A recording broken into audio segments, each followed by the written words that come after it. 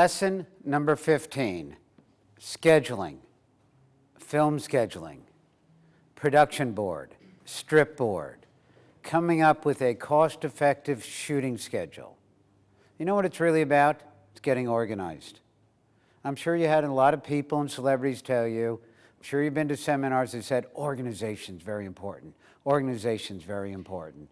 And I've been talking about it, and I totally agree, organization's very important. Now here's how to do it. Do a production board. Do a strip board. I didn't say write a check and hire somebody to do it. Then you didn't do it. Then you're not organized. And you still don't know what's going on. You just wrote a check, and you think you're organized because you write checks. So what I'm going to do now is take a half an hour and show you how to do a production board, which is sometimes called a strip board. It's not a storyboard. So when somebody says, do you have your boards? You've got to always ask them, do you mean a strip board, production board, or those cartoon things, the storyboards? Right now I'm talking about a production board, strip board. How to do, get your script, get your board, how to break your script down, do your strips, put the strips in the board, then move the strips around to come up with a cost-effective, efficient shooting schedule. And you'll find out once you do this, you're organized. And you'll find out once you do this, nobody knows much about your film logistically than you do. Now you can hire people. And by the way, now you'll hire somebody else who will also do a board beside yours. But now you're one-to-one with the person. The only wrong production board is one you don't do, is one you just hire somebody to do. You'll see 30 minutes from now how organized you get. First, let's get into what a production board is, or a strip board. This is it, and the phrase you'll hear are panels. This is a 4-panel board. There are 6-panel boards, 8-panel boards, 10-panel boards, 12-panel boards. We still do them in cardboard, and they're cheap. But where do you get a production board from? And you basically, they cost about $10 to $14 a panel. You probably, on a 90-minute feature, want about an 8-panel board. 8-panel board, which will cost you about 80 to 100 bucks. Next, what you want is this thing right here, the white thing right here, which is called a header panel. A header panel.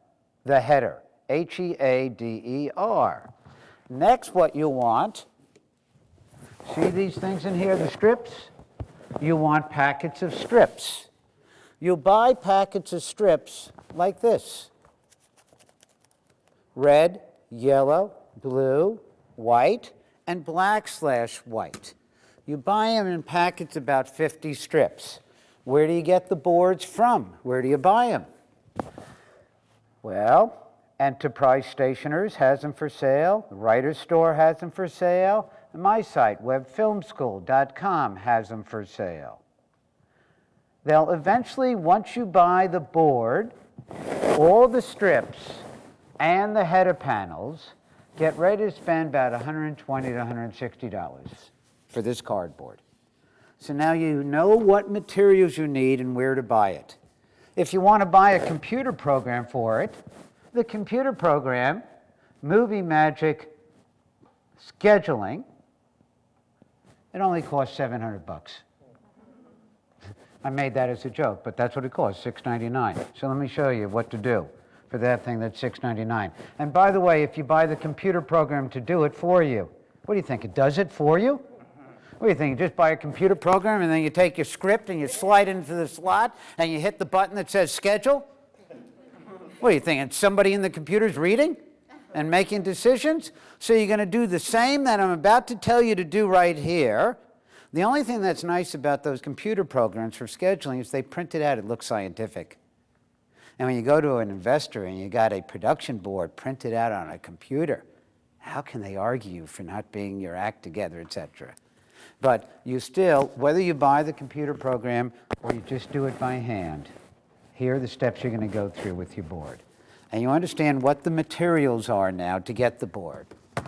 But before we get the board and do the board, you got to have a script.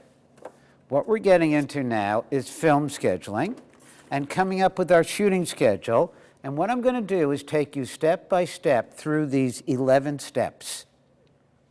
And it won't probably make sense until around step 9 or 10. And then I'll see you in the class go, and I know you got it. And now you know how to do a board. And if I gave the same script to 40 of you, and you went out and bought your materials or your computer programs, and all 40 of you did your production board shooting schedules, you'll all do them differently. But you all got organized. So let's come up with a screenplay. I'm going to fake or write quick a 2-page screenplay. And you like fade in, we'll start with fade in. Exterior, hotel, driveway, day. A car drives up. A man gets out, talks to the valet, gives him his keys, and exits, cut to. You don't have to put in cut to. Interior, a hotel, lobby,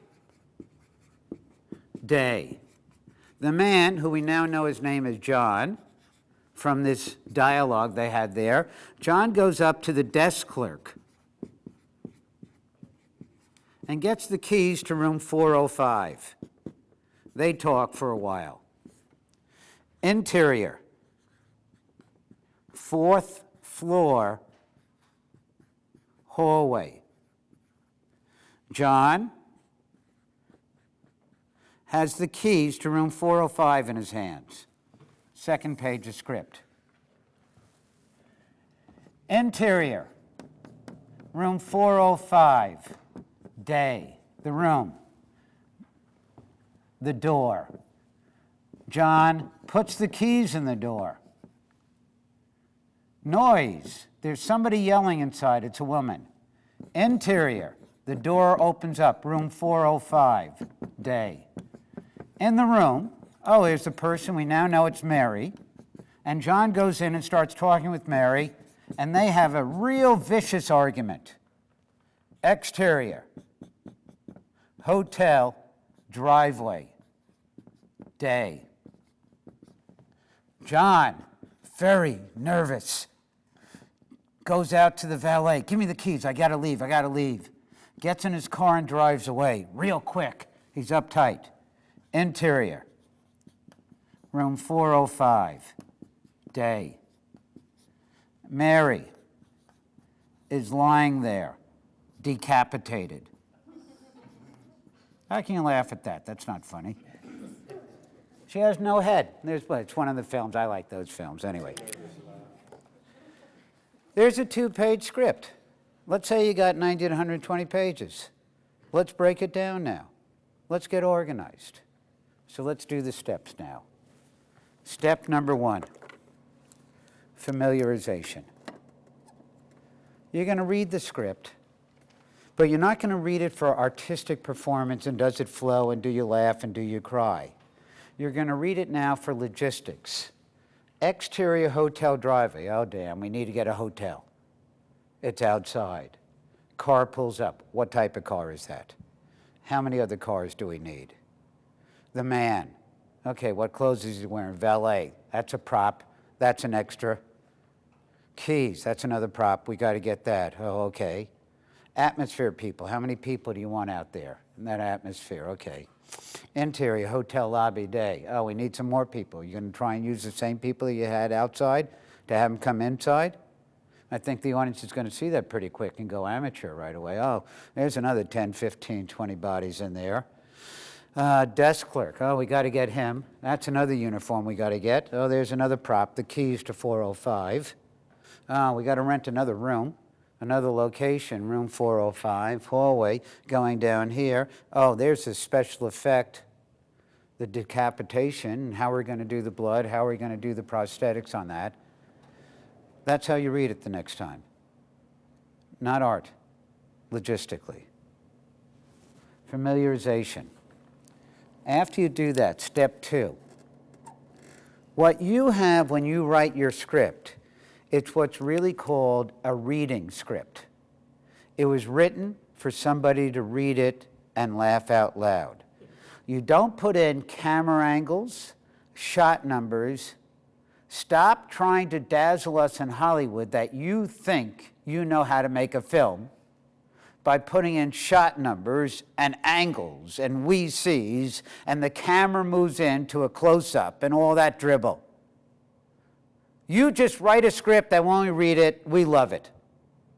And don't try to put in that dazzling stuff that a dentist might think is interesting.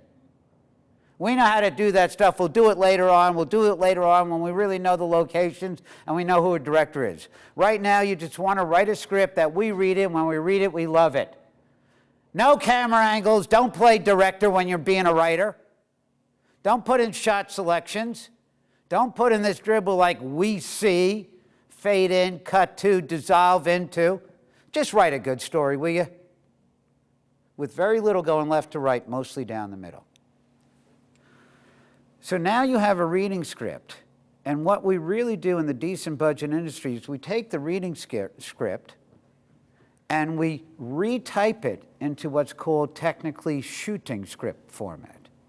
We convert the reading script to what's called shooting scripts. And shooting scripts have camera angles in it and have shot numbers in it. And 999 out of 1,000 scripts that you go to the library to read or you see on the web are shooting scripts. So don't think that's the way you're supposed to write a script. When you've seen these screenplays that are on the web or on these script sites where you can buy them, what you're buying invariably are shooting scripts, not reading scripts. You just write a reading script. Here's how the shooting script, it gets a little bit longer. You're starting to play a little bit like director. Exterior, hotel driveway. Car drives up, man gives valet keys. Maybe you're starting to think, you know, that key, that's an important piece of information maybe. Should we get a close-up of it? Or is it just the master shot? Should we get a close-up? I don't know. If you get a close-up, what we do is then we put in a tight shot or dolly in, then we skip the space, and then we have this. This is sort of the master shot. And then we pull out over here and we say close-up, keys, and hand. That's all. And then down here, maybe these other keys to room 405 is another piece of information that you're pretty sure, nobody's definitely sure. Every director will do it differently, but we're going to get a close-up. So if we're going to get a close-up, it's going to take us some time. So let's set that aside as a shot. So you can see how the reading script, when you retype it into a shooting script, it gets longer. It gets a little bit more technical, but it really is more boring to read when you have those close-ups and those words in it. It doesn't dazzle us. When you send your scripts to us development executives, you just want to have dialogue and story. None of this technical stuff, and don't dazzle us. Don't think you're going to prove to us that you know how to make a film because you put in a close-up. But now that we're financing your script, the reading script, and you're in real production, now let's get organized. Let's come up with a shooting schedule. Now you take your reading script and make it into a shooting script. Shooting script. Next, highlighting or color coding. What I mean by highlighting, you'll highlight prop, car, keys. Then maybe you put in a highlight for the car. Comes in and does a wheelie. That's a special effect or a stunt. Down here, a special effect or a stunt. And maybe you highlight, you'll take out magic markers or colored pencils, about 6 to 10 different colors, and you'll highlight props, wardrobe, stunts, effects, locations, and then you'll put in words like 20. We think we need 20 extras there.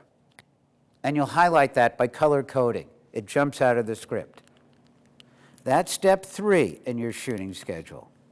By the way, doing a production board and a shooting schedule takes about 14 hours at the most. So it's sort of 2 days of putting your bun in a chair. And you'll be amazed how organized you get.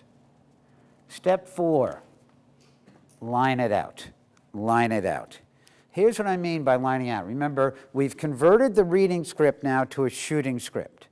And it has the segments of here's the master shot, here's a close-up, here's a close-up, here's a master, here's something. So now just line it out.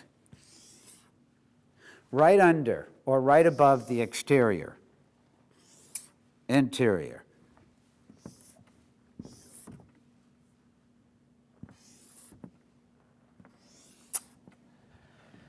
And now you're seeing these segments that are here. What these segments are eventually going to become, each one of those segments are going to become a strip. What we got to do is figure out on this thin little strip how to put all that information on this thin little strip that's there. Now let's say you took your 90-page script that when you did it and made it into a shooting script, it's now a 110-page script. And now you come up with these segments, and you've got 300 segments. You're going to have 300 strips. And now you got something that you can start moving around. Line it out. Next, eighth it out. See this up here? This is a little tough one to catch pretty quick. Eighth it out. It's a fraction, 1/8. See, here's 1 page of script. On 1 page of script, how many eighths are there? There are 8 eighths. Eventually, when we come up with a shooting schedule, 3 pages a day, 5 pages a day, 4 pages a day, whatever, we want to know how many pages we got in the can. So when we shoot this scene, we want to know how many pages it is. But you're seeing they're all like, this one over here looks like it's 3/8 of a page. And I put a circle around it. This looks like it's 2/8 of a page. It's the space it takes up on a page. This looks like 3/8. This looks like it's maybe 1/8. Don't get anal with a ruler, and don't think that everything has to be exactly 8/8. It'll be somewhere between 7/8 and 9/8.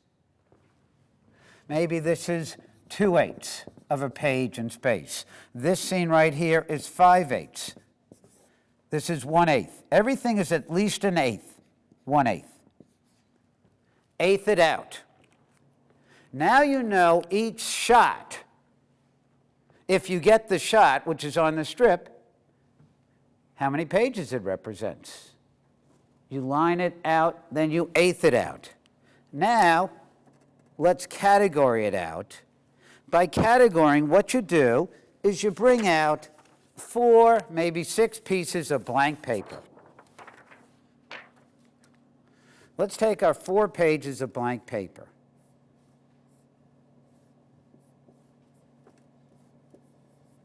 Oops. Now, before you do this, you number it out. Numbering it out is this is scene number 1, scene number 2, 3, 4, 5, 6, 7, 8, 9, 10. Then number it out. Now let's go over here. Each one of these pieces of paper, this represents locations. This represents cast or actors. This is props. This is wardrobe. Now let's get organized with it. Let's take a look. Shot number 1, be it scene 1 or shot 1 or a group of shots, but it looks like exterior hotel driveway, the location. Oops, we need the driveway. For shot number 1, that's going to be about 3/8 of a page. Okay. Scene number 2, we need another location. Lobby. Scene number 2 for 2/8 of a page. Next location, 4th floor. Scene number 3, 1/8 of a page. Next location, room 405. And you can get a 2nd page, 3rd pages. Shot number 4, 5/8 of a page. Next, the driveway again. Shot number, whatever number we're at, 6 1/8 of a page. Now you go back to the driveway, 6 1/8 of a page. Shot number 7, back to the room, 405, 7 1/8 of a page. You do this all the way through, and can you see it's forcing you to pull out your locations? It's forcing you to see how many real, because I know every one of you thinks you got a simple to shoot script. And you never know how simple it isn't. And you start until you do the schedule and you get organized. And now you're finding out how many locations. And son of a gun, I got to get that, I got to move there, I got to go there. Do we need that location? Can we write it into the script some other way? Next, cast. Now you see that first cast member looks like it's the guy driving up who you know is John. Scene number 1, 3/8 of a page. And also in there is the valet, scene number 1, 3/8 of a page. The next scene is John and the desk clerk, 2/8 of a page. So we need John in scene number 2, 2/8 of a page. And new actor, the desk clerk, scene number 2, 2/8 of a page. Scene number 3, whatever, or 4 down here, 4th floor, John, 1/8 of a page. So scene number 4, John, 1/8 of a page. Scene number 5, the hotel floor, 405, John. Scene 4 or 5, 2/8 of a page. And now Mary opens the door, scene 4, 2/8 of a page. Scene, whatever number this is, 5, which is 5 1/8 page. Who's in that? John and Mary. Scene 6, what actors are in that? That's the valet and John again. So back to the valet is in scene 6, 2/8 of a page. And John, scene 6, 2/8 of a page. Back to Mary, scene 405, and you put in. And once you do this and you read all the way through the script, now you're pulling out how many actors you need.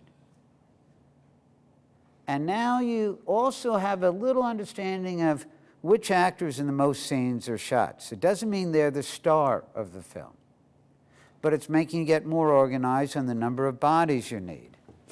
Then you do the same thing now, just thinking props, and for how many days of scenes you need them. Wardrobe, stunts, effects. And when we do locations, sometimes we do interior locations and then exterior locations. Can you see when you do this? By the way, this takes about 4 hours to get to this point. And once again, I just think of it as a jigsaw puzzle. And once you take your script and break it down and start doing these 4 pages, you can see how you're making your mind think logistically. You just reading a script, but thinking artistically and how wonderful it is. But now this makes you think logistically. So you do that. Then,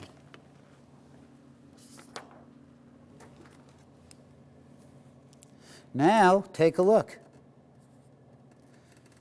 We're ready to go to the board. We haven't done the board yet, have we? About half the time, remember it's about a day and a half to 2 days to do a production board. The first half of the time, it's just sort of getting organized, making your mind think not artistically, but logically. Now you've done this, you've got these pages that has the number of casts, the number of props, the number of wardrobes, the number of steps, stunts, and how many scenes each one you need them for. Now you're ready to go to the board. So let's go to the board. You bought your board. When you buy it, it's black. Nothing in it. Now what's the first thing you put in it? Your production board up there is your header panel, this. So in the black space, we now open the board up and we slide in the header panel. And then on the top of the header panel, it says the basic stuff. The name of the script, who's the producer, who's the director. And down here, it has numbers, 1, 2, 3, 4, 5, 6, 7, 8, 9, 10. And what you're going to do now is you'll take out the sheet that has cast and has, maybe you got 32 different cast people. But you now see which cast person is in the most number of shots or scenes, and you put his or her acting name down here next to number 1. Next to number 1. Then the next one down with the next most scenes or shots, number 2, number 3, number 4. Why? This is sort of our index code now. So now when we eventually start putting in the strips, and here's the strip, we just put down number 2 is needed, number 4 is needed, number 6 is needed, and we know who that person is over here. So now we put in the header panel in the board.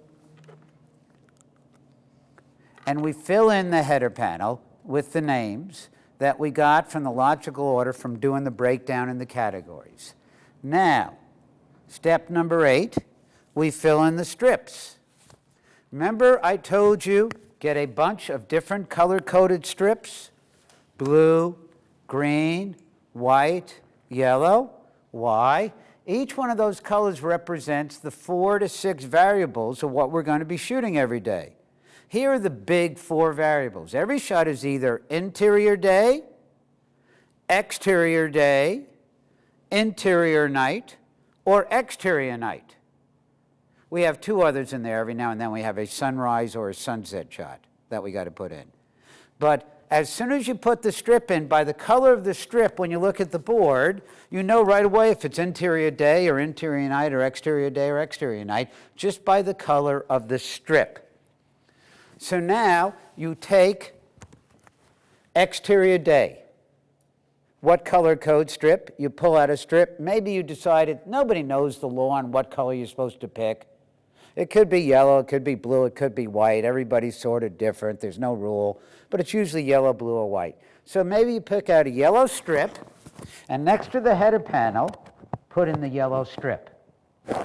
And on top of the header panel, you put down how many eighths of a page this strip represents. 3/8.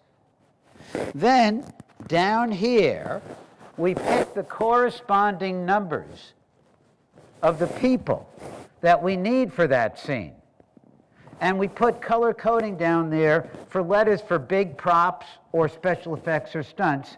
Then we give them a letter code, and we put that in there. Then we go to this strip. It's a different color, interior day. Now we fill in maybe a white strip. Shot number 2 or scene number 2.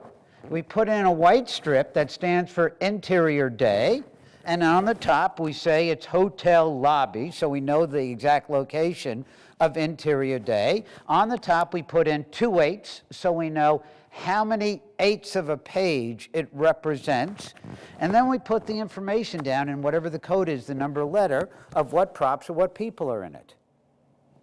And if you have 300 of these, fill in 300 strips, exactly in the order as you read it in the script. And if we're shooting the movie, exactly as you shoot a play, your board's done. You're done now. Well, let's just logistically go from A, B, C, D, and you're done. But you know what? We don't shoot a movie like we do a play. We shoot out of order. Actors acting in a play, they love doing it because of the immediacy, but it's difficult because they actually have to memorize all of the lines. The nice thing about a movie is actors don't have to memorize a lot of lines because we shoot just little 2-line, 4-line scenes out of context. But the difficult thing for actors being in movies is they don't know emotionally where they're coming from and the character development of their personality in the character. So now what we're going to do is scheduling.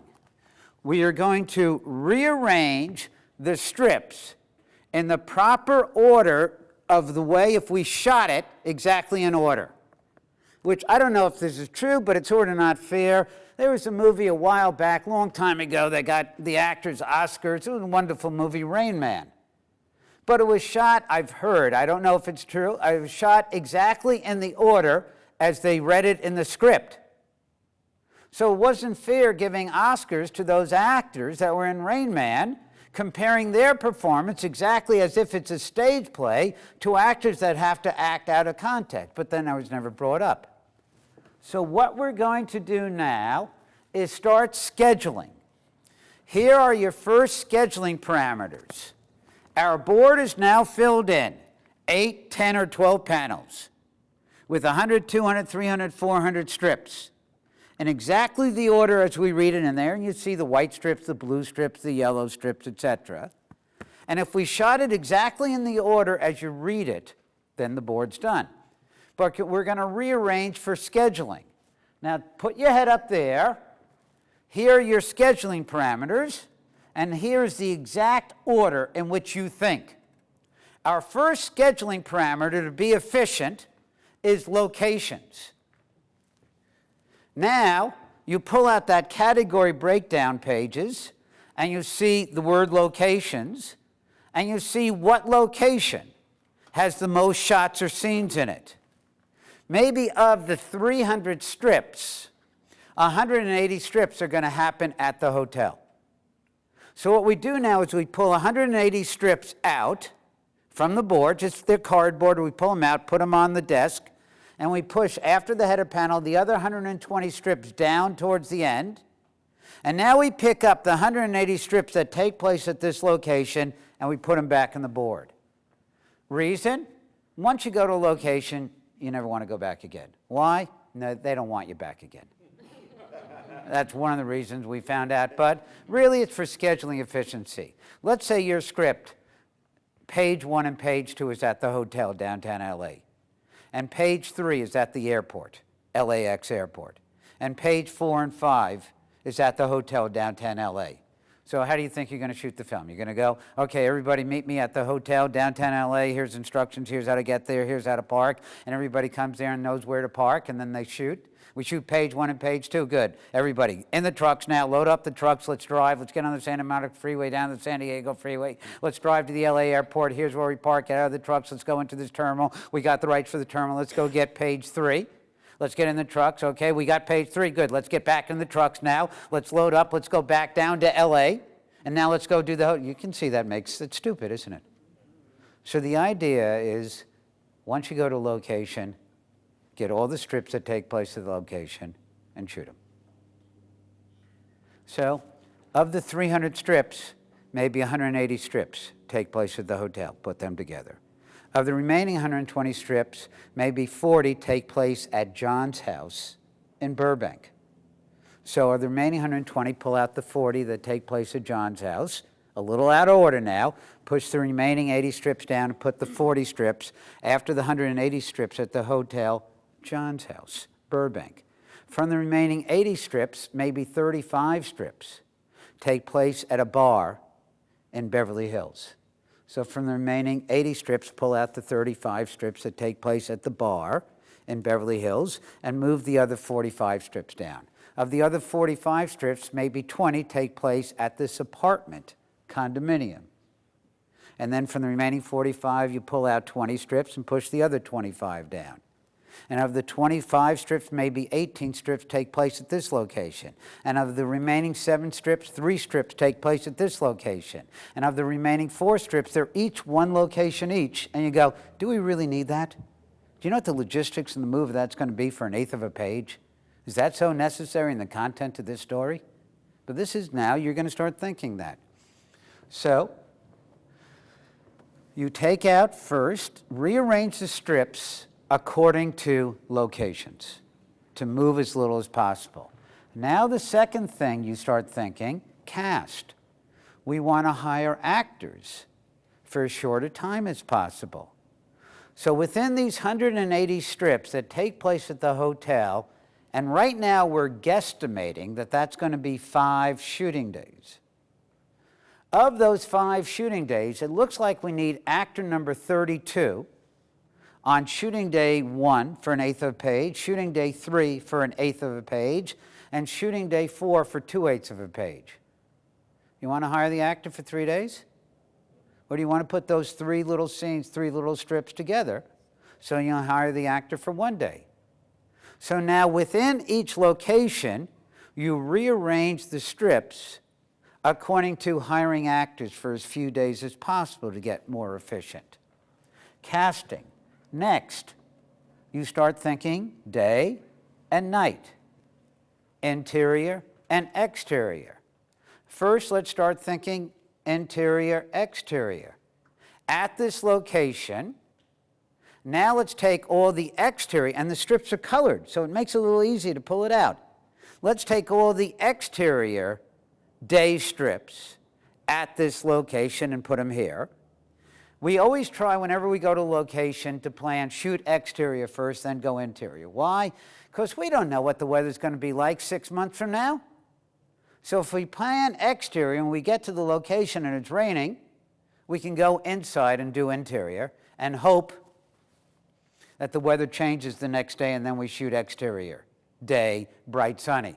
But if it's still raining the second day, we got to shoot in the rain the second day. Then put your daytime strips together, your nighttime strips together, the interior strips together, the exterior strips together. See how it's making your mind think now?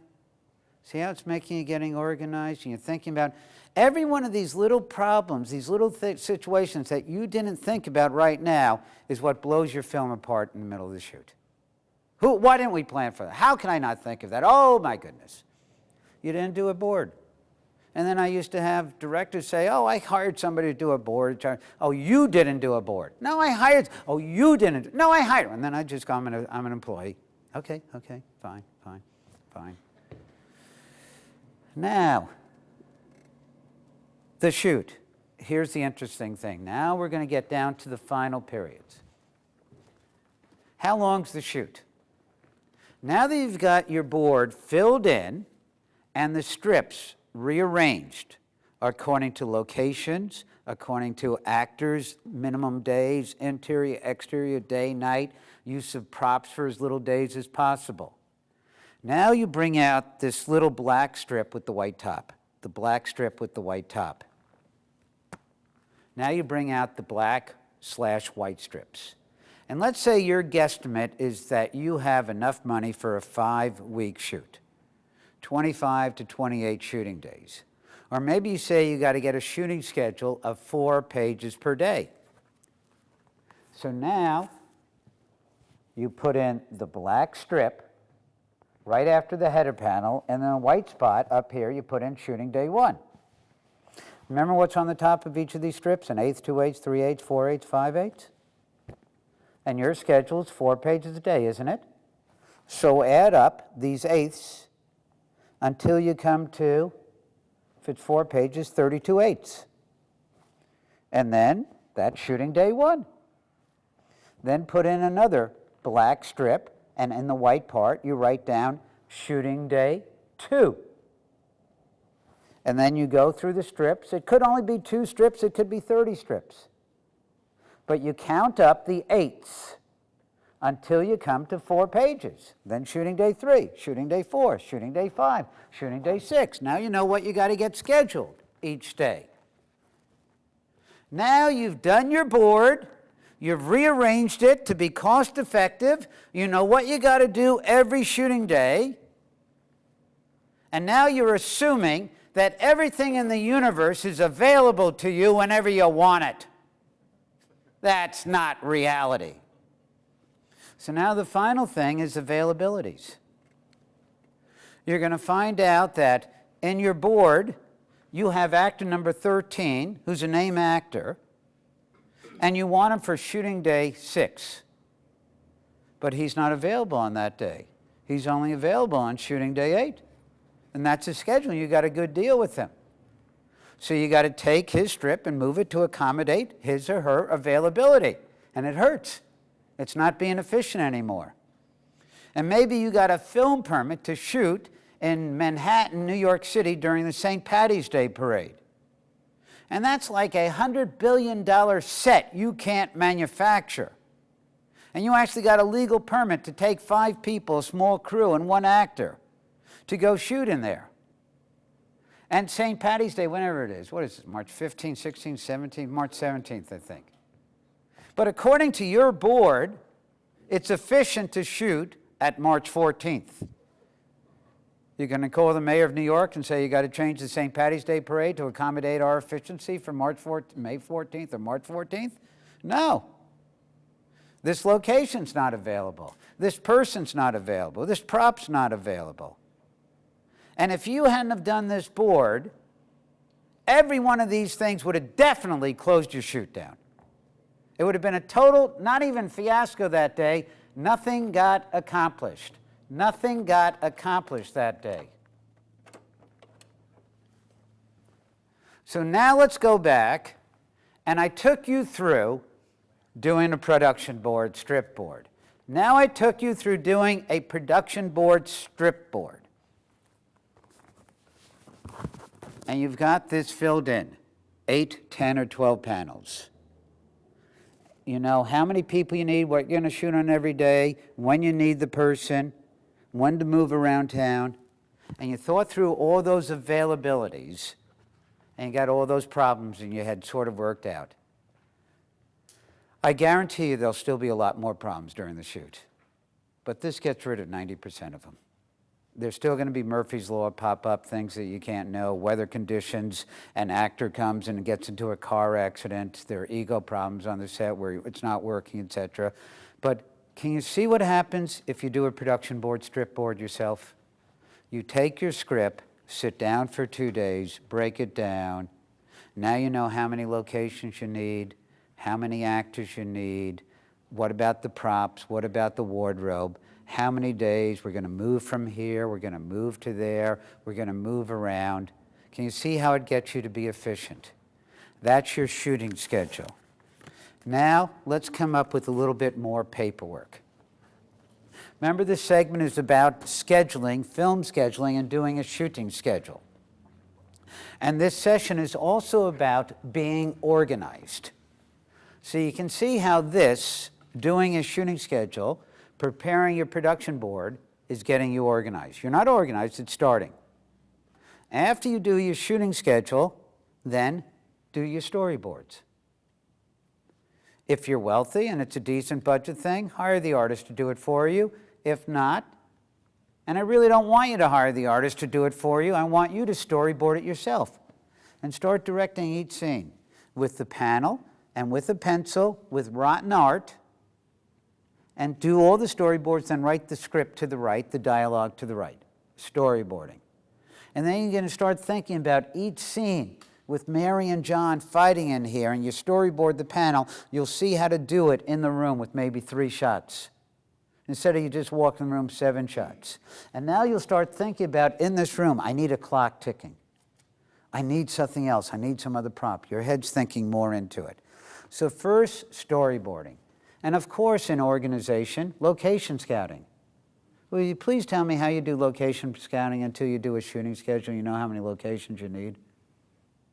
Oh, you just want the money to get on a plane to drive and to fly to Iowa. Oh, Iowa, it's got lakes, it's got greenery, it's got a pasture. That's not location scouting. First, you got to do your production board, strip board, and you know the 15 things you're looking for. Then you'll call up the film commissioner in Iowa who wants you to bring money from California to Iowa and leave it there. And you tell them the 15 locations or sets that you're looking for, and they'll get them for you. Then you fly there, get off the plane, they'll pick you up, sometimes in a limo, and they'll take you from location to location. How about this? How about this? How about this? How about this? Okay, okay.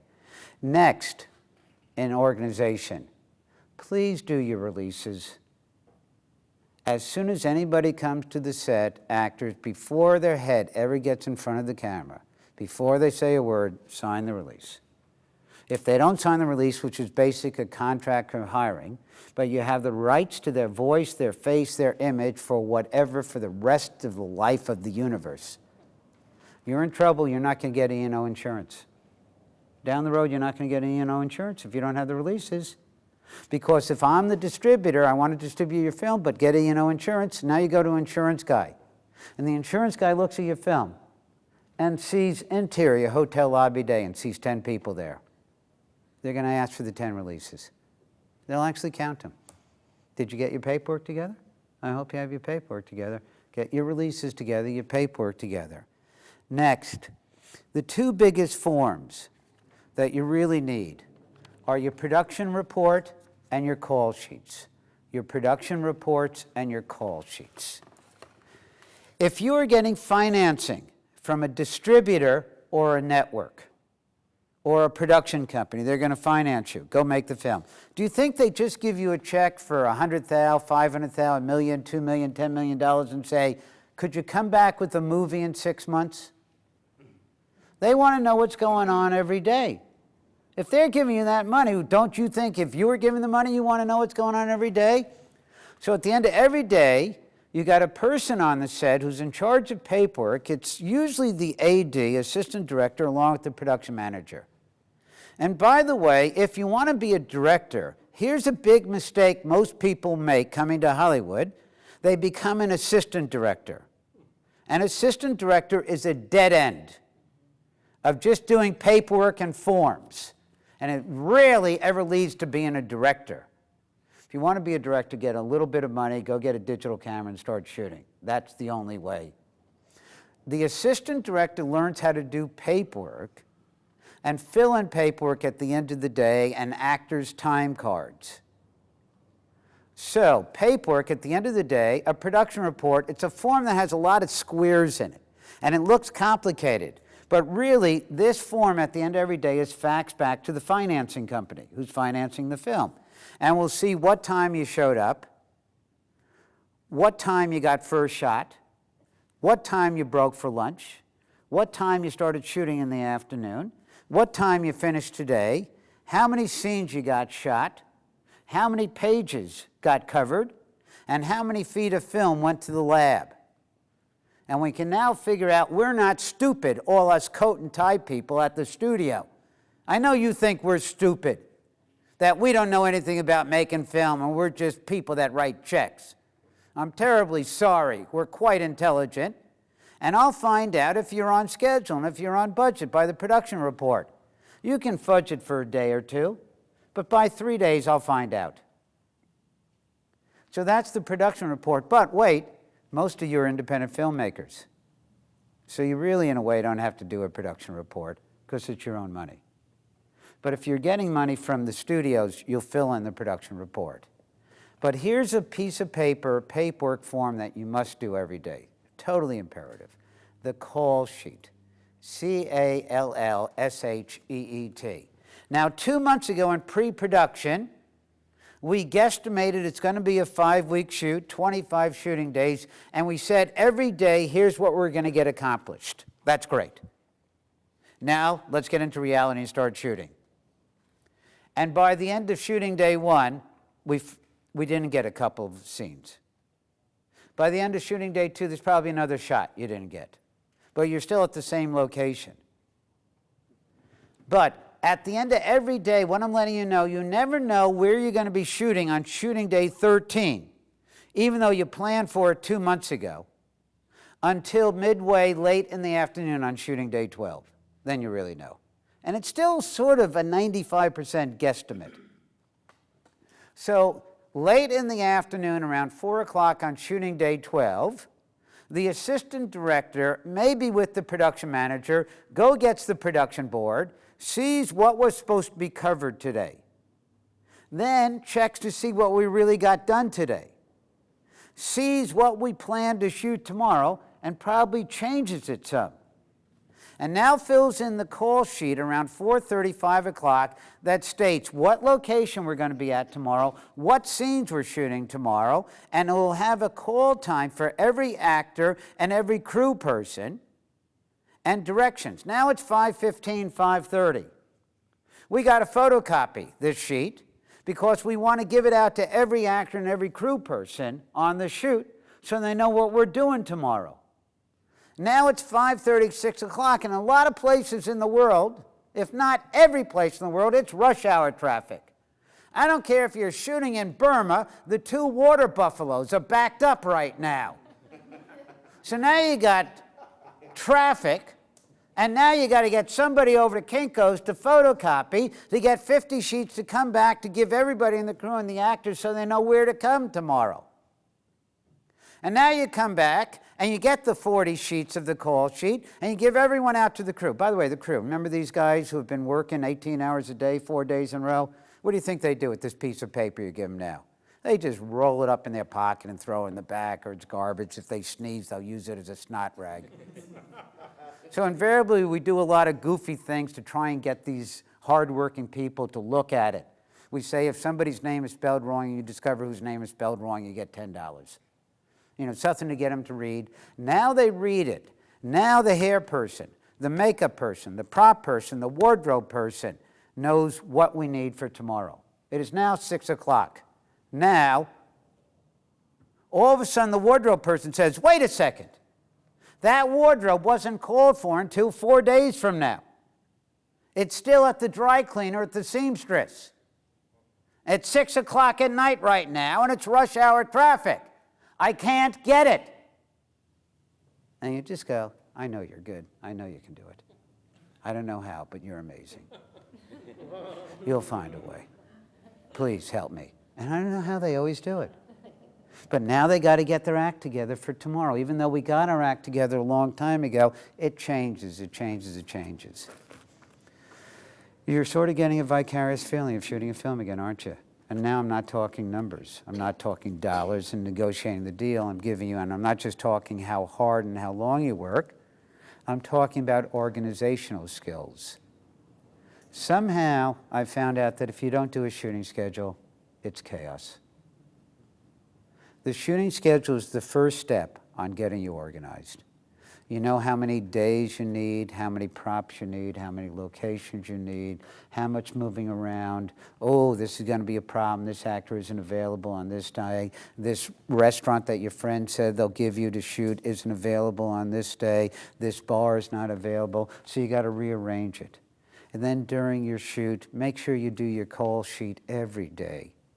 And photocopying by 6 o'clock, give it to everybody, because when they get home tonight at 10, 11 o'clock and they're exhausted, hopefully they look at it, they see what they need for tomorrow, where they have to go to tomorrow, and driving instructions on how to get there.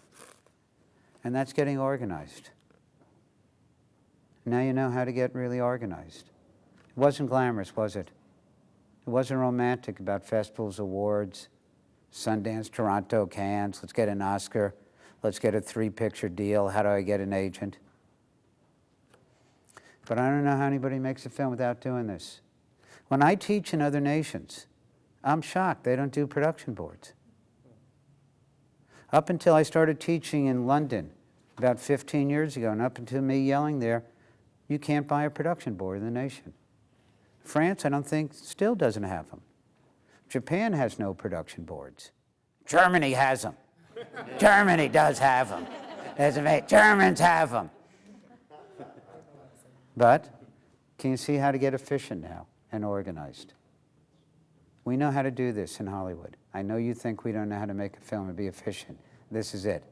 So you now know how to be organized and be efficient. We're finished with lesson 15. We're going to get to our final lesson coming up, which is, in a little way, what this is really about. You know what, most of you, what it's really about? You wrote a script, and how do you sell it? I know this is all about independent filmmaking A to Z, and a 2-day film school, and it's given to you over 16 lessons. But the bottom line is, I know where most of you are at. You have some typing, you're calling it a script, and you want to sell it. And it seems like a big mystery. And you always know somebody who knows somebody who knows somebody who knows somebody who's working at somebody's company. And it's not going to happen, guys. So let me, on the next lesson, show you a simple route of how to sell your script. No guarantee, but my heart believes if your script is great, it'll get read and sold. But let me show you where to send it to and how to send it. And you're not going to have an agent. You only get an agent after you sell your script, and you get an agent to maximize your revenue for next year. Agents don't make you famous. You have to make yourself famous. An agent will maximize your revenue next year after you got that initial fame. You got to do it. And then we'll put it all together in a game plan.